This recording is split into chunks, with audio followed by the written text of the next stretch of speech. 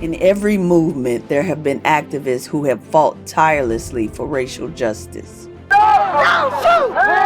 Don't shoot! In this series, we dive into the lives of activists who stood on the front lines of two pivotal eras of the Black liberation movement, the Civil Rights Movement. The church is always supposed to be the safe sanctuary if you're sitting in there. But we were amazed while we were in there. And the uprisings following the tragic death of Mike Brown. We've seen officers respond in such a heavy way that dogs out, tanks, tear gas, M16s, like this was Iraq. For these activists, what was there to gain? Or, better yet, what was there to lose in their fight for freedom?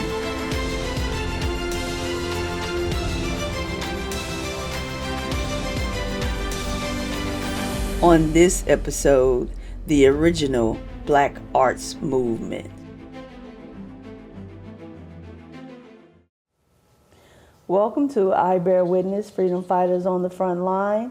I'm your host, Tiffany Lee, and today we have the great Eugene B. Redmond.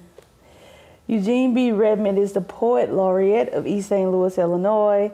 He retired from Southern Illinois University at Edwardsville with the honor of Emeritus Professor of English. He is a world-renowned author and has won 2 American Book Awards. His work, Drum Voices, The Mission of Afro-American Poetry, which studied the critical history of poetry from Africa into America, was pioneering and used as a model for future studies. His press won the Pushcart Prize for Best of Small Presses.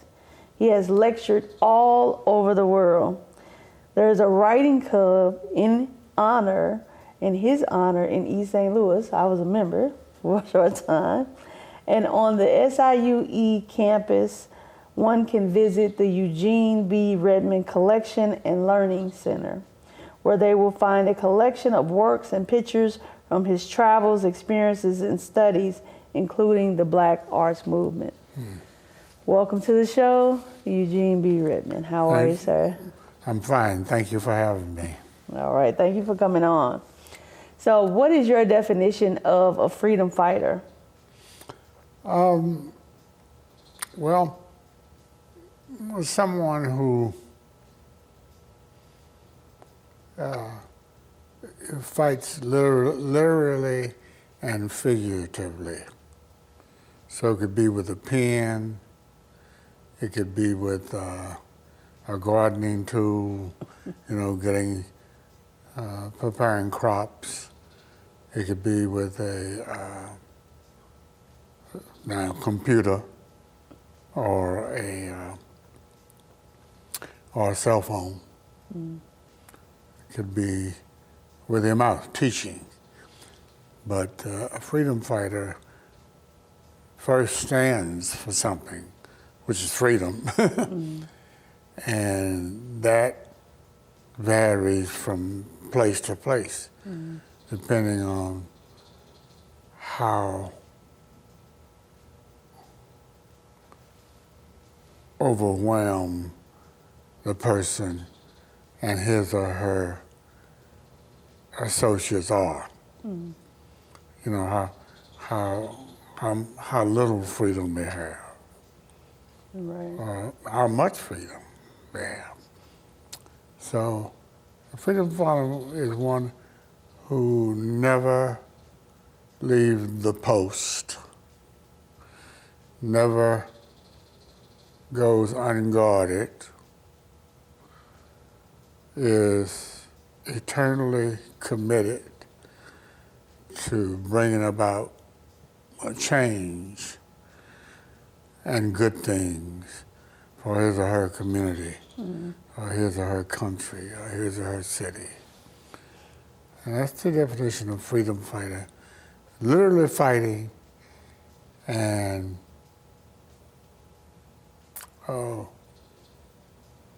artistically fighting. Yeah. In the struggle. Yeah. Yeah. So you were a part of the Black Arts Movement, And what inspired the founding of the Black Arts Movement, and how exactly did it connect to the Black liberation struggle during the 60s? Well, both had Malcolm X as the trigger. Oh, really? Okay. So it was a consciousness movement. And I spelled consciousness in various ways. I know, I've seen some of those spellings. C-O-N-C-H. Right. And sometimes I spell it K-O-N-C-H, like the conch, Okay. the instrument that you find on the shores of The conch. shell. Shell.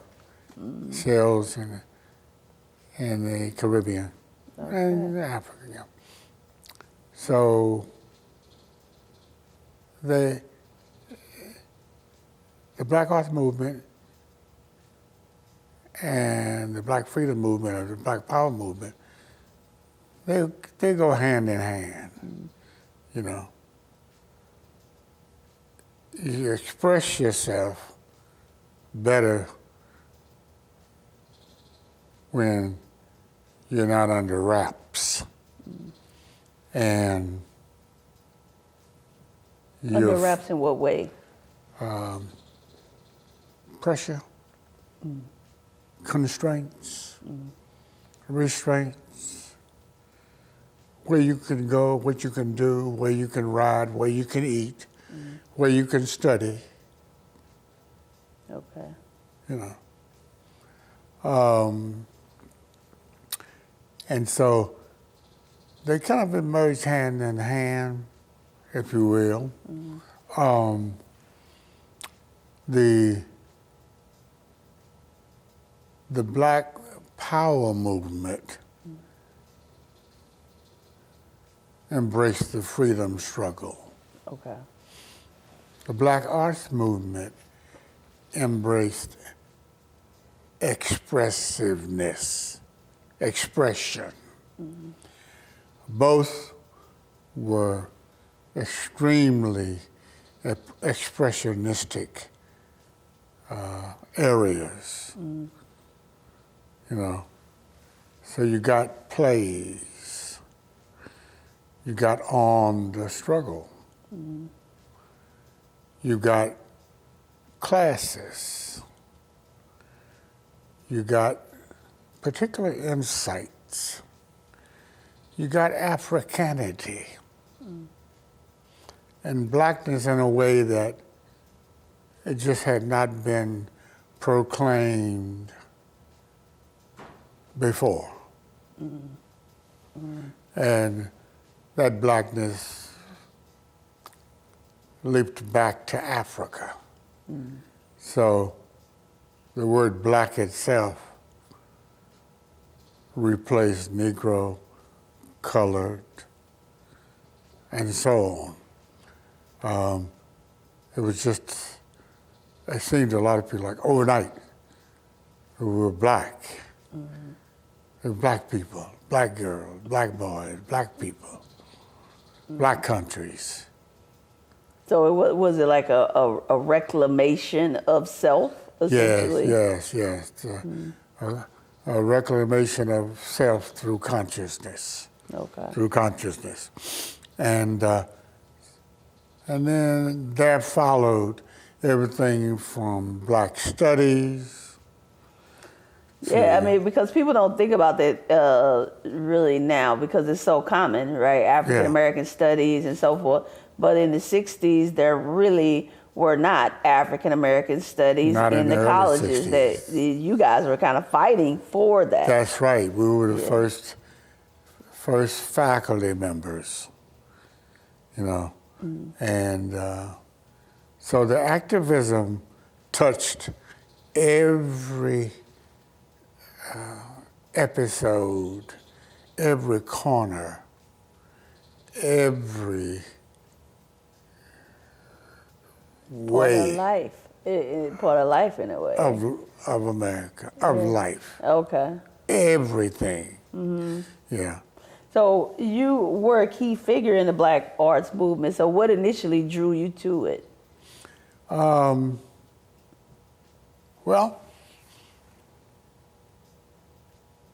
it was the identification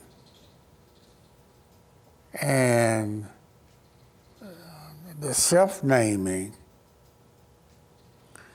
and the proclamation of selfhood, unity, nationhood among Africans. Mm-hmm. That was between the early 60s and the late 60s, let's say in the early 70s. Dozens of African countries suddenly became independent, became free, won their selfhoods, the freedomhood. And it was happening like, it seemed like, you know, every few months, there was another free country. And these So how did you all here in America, how did that make you feel? Well, it made you feel good. For one thing, most of us had contact with Africans. Okay. There were Africans studying in the country, this country. There were Africans living in this country. There were African business people in this country. We started making African attire and wearing attire made by Africans. Okay. We started thinking different. As Haku Madhubuti, who was known initially as Don L. Lee said, right. Think black. Yeah, that if you look, Yeah. So that's my So how do you think black? Mm-hmm. Well, we began to define that. Yeah, and that's actually where I got the name of my company. That's why I pointed to because and to do that because it's there, right? You and I talked about Yes. that. Yeah, exactly. This idea of thinking black, and some people, you know. First of all, you shouldn't have to define it outside of that, but you know, some people think of it as a derogatory term, but it's not. It is just about learning about who you are as a black person, right? As a black person, as an African person. Exactly. Yeah. So, yeah. And now, you know, my tens of thousands of books, my lectures and studies all over the world, the tens of thousands of books that I've written, and the dozens of books that I've helped come into existence, all bear testament to the work we've done. And you know, as the ancestors, let the work I've done speak for me. Yeah, so now you said that in your black arts, the black arts movement was kind of about bringing forth this idea of thinking black and you know, bringing blackness as a part of your whole life experience and so forth. But how did you all specifically in the black arts movement, how did you advocate for political and social change? Well, we had some elected black officials. Okay, yes. And there were black cities, or largely black cities, where they had experienced having mayors and city council people and superintendent of schools and so on, go on and on. So we wanted to amplify that Okay. We wanted to start organizations. All of a sudden, there was this upcropping of dozens and dozens of black organizations, whether they were doctors or lawyers or nurses or teachers or coaches or athletes or salespeople, whatever it was. Suddenly, it was the National Association of this, the statewide organization for this, the community network of this, and on and on and on. Mm-hmm. Yeah, you know. And that, I'm sorry. so it gave everybody an identity. Mm-hmm. It gave everybody a place to belong. Mm-hmm. It gave everybody a name.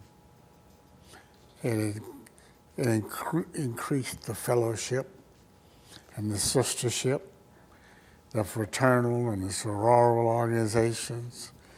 Yeah, I feel like, I think that that's something that, and I actually wanted to talk to you about this because, you know, unlike a lot of the people that I'm interviewing here, I don't have a long history with them, but I have, you know, been a part of the Eugene B. Redmond's writers group. I've, you know, worked with you, you know, many times. So I'm very familiar with you and your work. So that's one of the things that I don't think that people, until I met you, I didn't really know the camaraderie that was a part of the movement, right? Mm-hmm. So you know, you see, you know, these groups of people, you know, they're currently working together, but you know, when you go, if you get a chance to go to the Learning Center at SIUE, please go, because he has pictures that you would never see of people that were a part of the Black arts movement. Because, you know, we see these as great figures, but then you guys were also great friends. Can you talk about that a little bit? Sure. Well, we learned about each other through the various black networks. Hearsay, word of mouth, black organizations, travel, festival, readings, performances, plays, movies. Right. We learned about each other. The black publications, Black World, first known as Negro Digest. We formed publishing companies like Third World Press. Yeah, and then you publish one another's work. And we published each other's work. Right, exactly. And in East St. Louis, we formed Black River Writers. Okay. In 67, 68. And so these publishing companies sprang up all over. And Negro Digest, Black World, everybody read it. And the writers published in there. And then we had our own local journals. And it was incredible, magazines in St. Louis, in Chicago. Yeah, and exactly. So, I mean, when you talk about that and Cleveland, creating that space for blackness, when you talk about a person like Gwendolyn Brooks, who was a Pulitzer Prize winning writer, who decided to take her works from the white publications and actually publish with the Third World Press. Exactly. And the press in Detroit. Right. And then so what type of, I guess, that's groundbreaking, right? Very, very, very groundbreaking. For one, it gave financial strength and support and strength to the black companies. I mean, can you imagine, you know, like 50,000 people buying a book by Gwendolyn Brooks from a black press, right? As opposed to 1,500 people buying a book, or 2,000 people, The name just brought everybody over to that press, all the readers. Right, exactly. So it was a global phenomenon. Yeah. And bring it back to the group, though, of Yes. friends. How was that? How was that as a group of friends who, you publishing all this stuff, you're making great strides in universities and so forth, but what was the camaraderie like there on the ground? It was incredible. It was incredible. We sat around and critiqued what was going in the work, edited what was going in the work, and then hawked the work on street corners and through the black bookstores and through black businesses and beauty parlors and barbershops. The new Chitlin circuit, in Yes, some way, the literary Chitlin circuit. The literary Chitlin circuit. Interesting. Okay. How did your poetry evolve within the context of the Black arts movement's ideas and goals? Well, I was one of the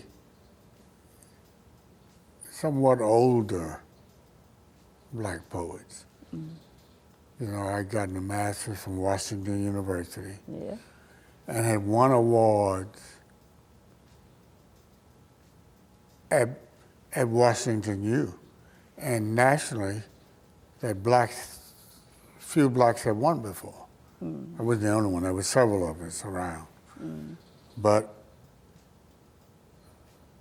I remember professors at Washington University writing letters of recommendation for me, because I finished in the mid-'60s, the early '60s. And they would say, he's going to become a great American poetic voice. And they would name the great white poets. And I was concerned about that. I appreciated it, because I tried my best to master the poets, the English poets, the American poets, the great poets. But I was one of those who the Black arts movement caught in the middle, And so it was a little bit complicated. Okay. When I heard the word black poetry, black poetry, black poetry. I knew about Langston Hughes. Right. I knew about Paul Laurence Dunbar. Baldwin, and I knew about Connie Cullen. I experienced a couple of them in high school. So, but when it hit the streets, it was on the corners, it was in the papers, black poets organizing, black poets meeting, black poets workshop. So, wow. So then I had to go back to school. I had to reread. As I say to people, when I was in undergraduate school and graduate school, I was mastering white writers like everybody else in college. Like Frost. Yeah. Including black colleges. Right. They were studying black poets. So, okay, now, how did I start? I said, when did I have the time to read all of Malcolm, all of Gwendolyn Brooks, all of Zora Neale Hurston, all of... Now you got to read Zora. Yeah. All of James Baldwin's books, all of Ralph Ellis. When did I have time to do that? Right. I was studying white nationalism like everybody else in college, including white students. Yeah. That's what we were studying. And so that was like a turning point for me. Okay. You know, I revered the poets that I learned about in college and continued to be a member of those organizations that fostered poetry, you know, English poetry. But I delved deeply into the essences, the origins, the beginnings of African and African American poetry. And of course, I had to teach it, you know. And when I went into a class to teach it, I would be completing the black book. And early in the morning, I'd have a hangover over before I went into the classroom, because I hadn't had time to read. Yeah. You know. Yeah. Yeah. a lot. Getting undergraduate and graduate school, I had no time. I had one opportunity to write a paper in grad school where I compared Ernest Hemingway and James Baldwin, a story by each one of them. Oh, really? That was the only contact I had with a black writer. You know, other than here and there, you know, there were black books in the drugstores and in the mom and pop stores.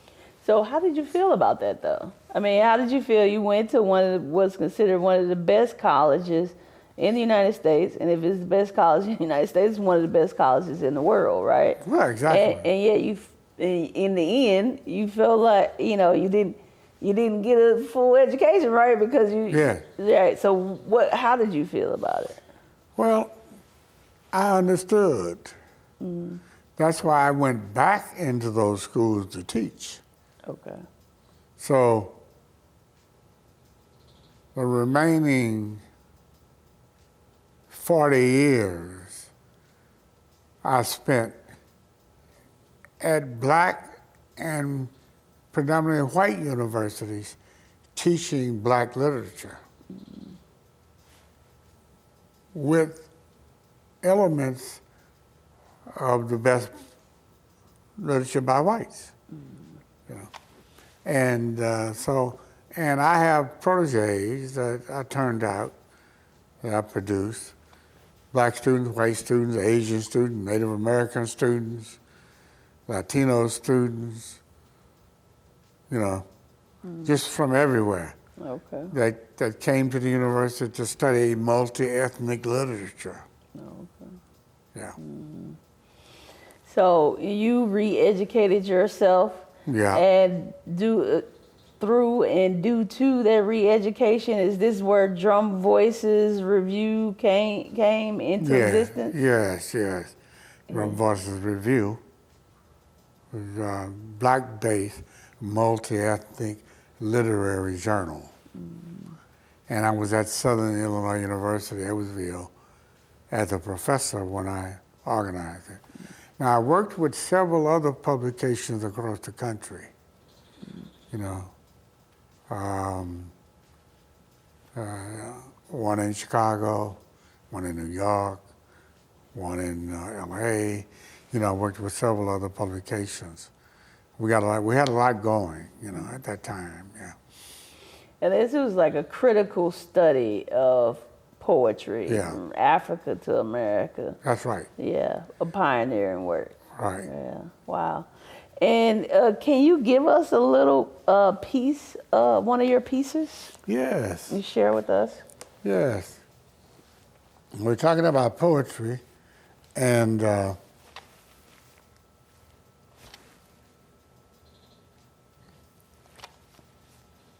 don't know if I left it in that room. Glasses.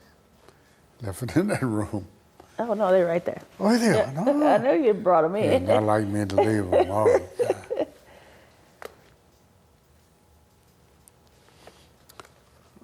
Parapoetics.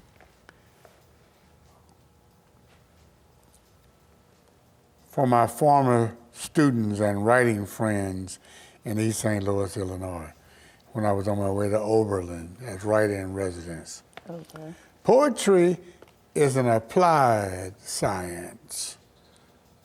Rewrapped corner rap.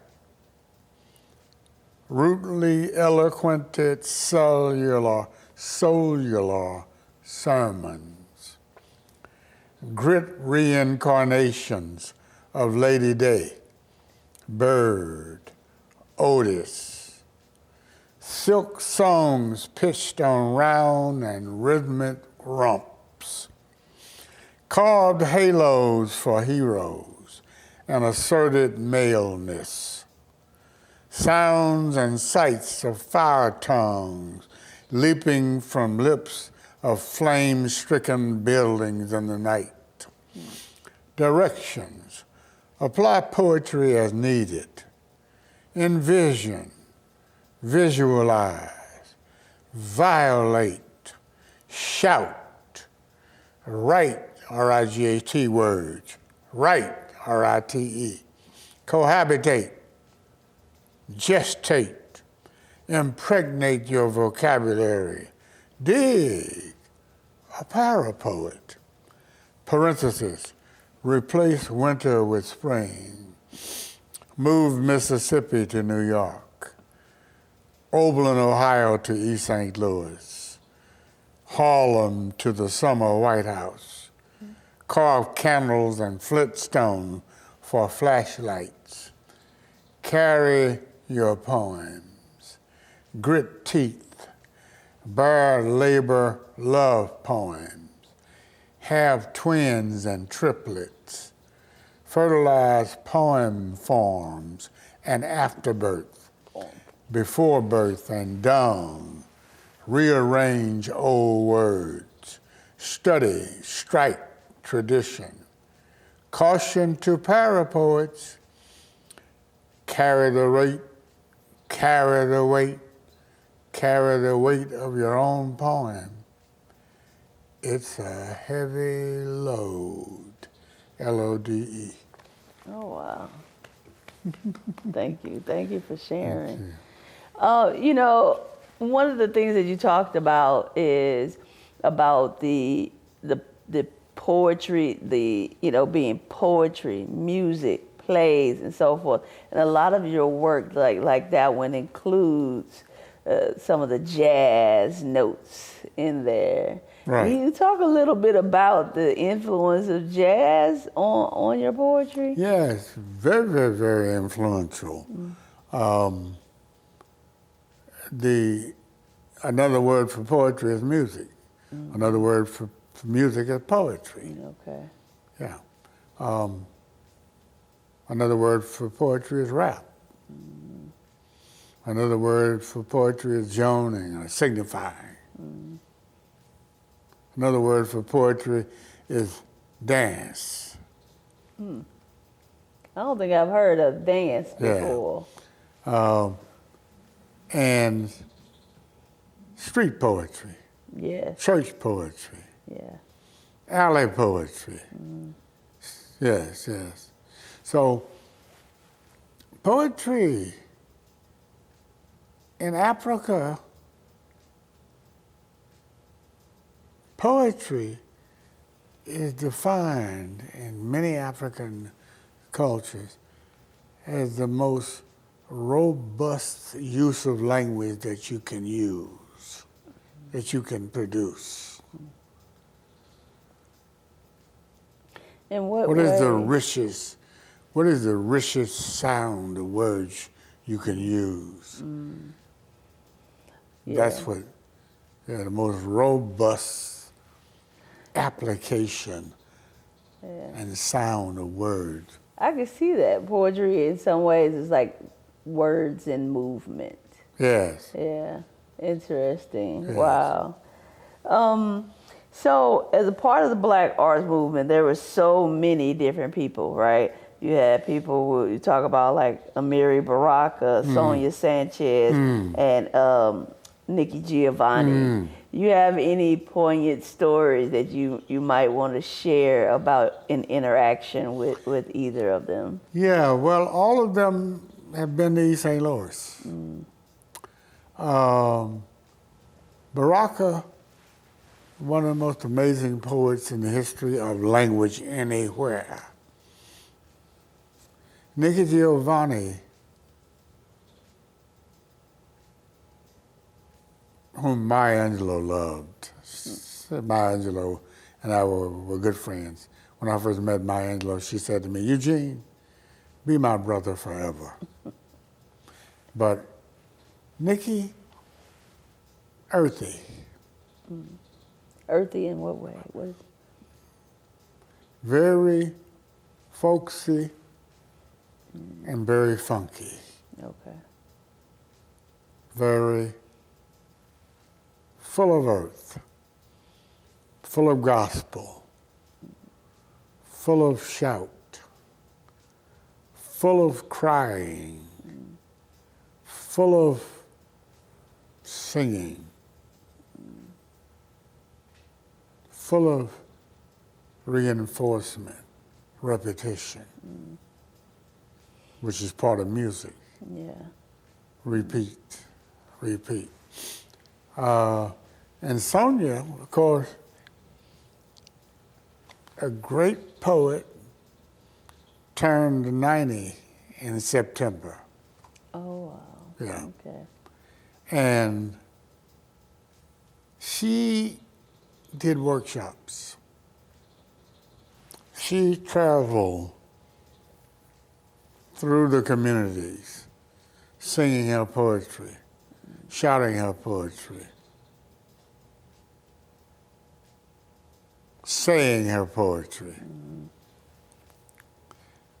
Amiri Baraka, of course, was considered the father of the Black Arts Movement, Yeah. coined the term in 1964, 65, area. Went from the village in New York down in the East Village, which was kind of an interracial up to Harlem, Okay. with drums and horns, announcing the re-arrival of this black poet Oh, really? into the black city, into the black community. Okay, I didn't know about that. Yeah. And so they're legions and legends, all three of them. Yeah. And there's some other people too, Haki Madhubuti. Right. There's Askia Muhammad Torre, who with Larry Neal and Leroy Jones. Wait a minute. Who? Leroy Jones. Oh, that became Amiri Baraka. Amiri Baraka. Right. It was his name before. Yeah, Right. So, yeah. Amiri Baraka, Leroy Jones, Yeah. Larry Neal, Askia Muhammad Torre, Okay. also known as, let me give you his slave name too. Askia Muhammad Torre, Roland Snellings. I don't know him. I need to get up on my study. They're the hallmarks of the Black Arts Movement. Okay. Yes. Yeah, I've read, of course, Haki Madhubuti. Yes. I have his book Think Black. I think it's his latest work. What is it, like 8 Bullets or something like that. And then I've read Sonia Sanchez and Amiri Baraka and Nikki Giovanni. She's my soror. Yeah. One of my favorite poems by her is Nikki Rosa. Nikki Rosa. Right. That's one of her early pieces. Yeah, I really love that piece because she's really just talking about the black experience in America and how you don't even know that you're poor. And then she says, you know, I would never want a white writer to write about me because they don't understand that it's like black wealth is black love. Yeah. Like that's one of my favorites. But I want to ask you about that. So coming from Washington University, right? And then going in, so you had written before, you had won awards before you went into this black space, right? I'd won awards. I won the annual Festival of the Arts Poetry contest at Washington University. I was not the only one, but no black student had won it. Okay, before. Yeah, and it made national news. Oh wow! Okay, yeah. Congratulations! Look, but right, and then Gwendolyn Brooks, right? She had won the Pulitzer before she went into black writing. That's right. I'm trying to get to the question of, in some ways, it seems like once you you won awards after that, yes. A lot of awards after that, yes. But. In some ways, it seems like once she went, when I was studying her, when she went more into black writing, that she took a beating on that. It was a lot of people. Why was that seen as derogatory, do you think? Well, it happened to a lot of people. I got some similar kinds of reactions from former professors at WashU. And I even got a bad letter of reference when I went to Oberlin as writer in residence. And a man told me, I'm going to show you this letter. He said, you can't tell anybody. It was before the Miranda Act where you could see what was written about you. Yeah. He said, if you tell anybody, I'll get fired. But don't ever ask this man to write a letter for you again. Right. You're walking around like Ellison with a bad letter reference. Yeah. Keep this nigger boy running. The Ellison, yeah. So, and he said that I had great potential as a writer and I would go far, but that I was teaching the kids at East St. Louis because I was teaching in EHE, and he said I was teaching them hatred. You know, that's, and so I saw him one more time when I went back to be honored by WashU, and he came up to shake my hand, and I thought I wouldn't, but I thought I would, you know. And that's something he never knew that I knew he wrote that. Yeah. Said that I had great potential as a writer. I would become a great writer, but that I was preaching hatred down in my writing. Yeah. And you and I had a conversation kind of along those lines. Like, I don't understand why people perceive when you start teaching about African American history, which it just happened, right?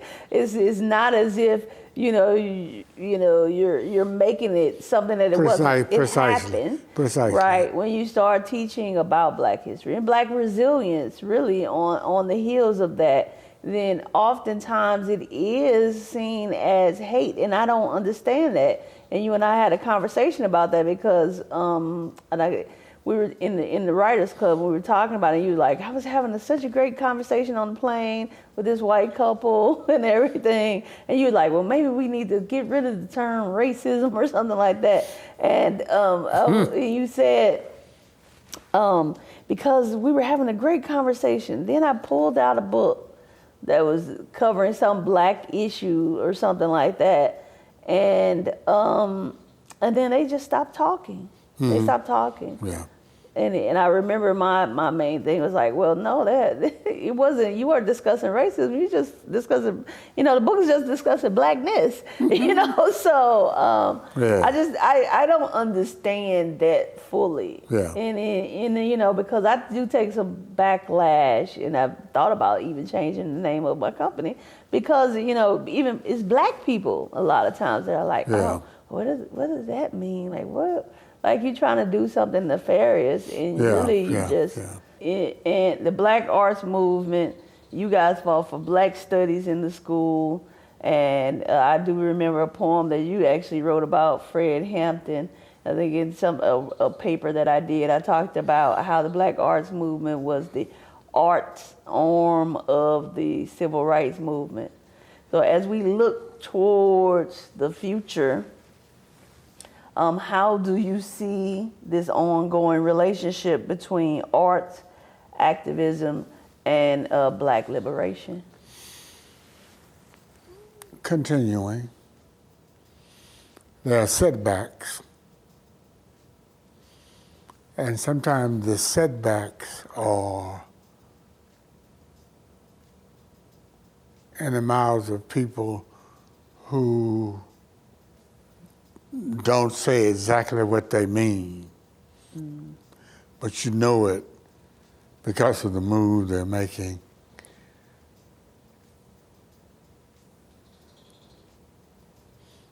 What they run for in politics, what they want to get rid of.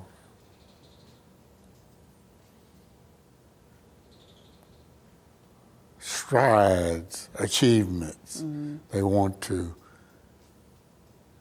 go backwards. So you keep doing it, and you don't. There's great thought out there. There's great music out there. There's great drama out there. There's great fiction out there. There's very great food out there. Yeah. Yeah. And we embrace it. Yeah. Be grounded in who you are, what you are, and appreciate what's happening in the world from your own grounding. Well, thank you, Dr. Redmond, for coming on. And, as he said to our listeners, just keep doing it. Keep doing the work. Keep on stepping. Keep on stepping on. So I want to thank you so much for coming on. Thank you for having me, Mrs. Lee. You're one of my teachers in this whole area of writing and Black liberation and so forth. So it's an honor to be on here with you. Thank you. And I have a book for you. I didn't bring it with me that one of my proteges and friends wrote, a children's book. Oh, really? Called Where's My Sock? Okay. Well, I look forward to reading that. Yeah, and I'll get it to you. Okay, sounds good.